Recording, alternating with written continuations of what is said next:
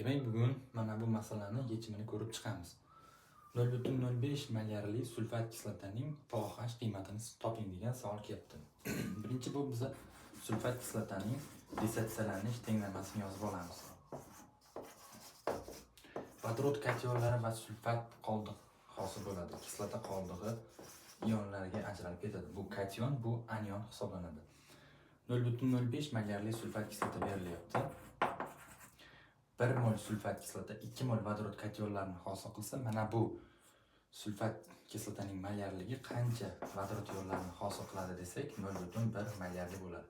Endi bizda vodorod katyonlari bo'lgani sababli biz birinchi bo'lib pH qiymatini topamiz.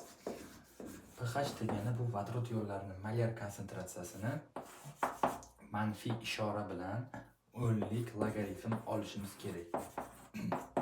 Logaritm olish uchun biz mana bu sonni o'nni nechinchi darajasi ekanligini bilishimiz kerak.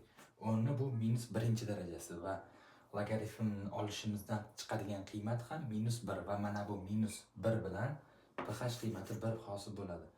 pH bilan pH 14 bo'lishi kerak degan qoidamiz bor. pHimizning qiymati 1 kelib chiqqan bo'lsa, pHning qiymati 13 bo'ladi. Shunda yig'indisi 14 bo'lib ketadi. Yana qaytarib o'taman.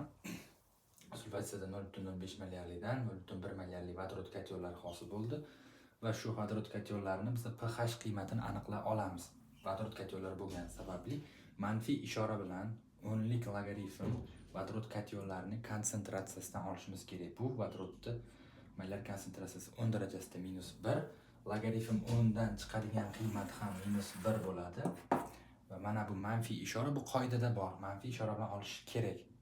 Va mana bu -1, mana bu minus bilan +1 hosil bo'ldi. pH so'ragan uchun demak 13 bo'lar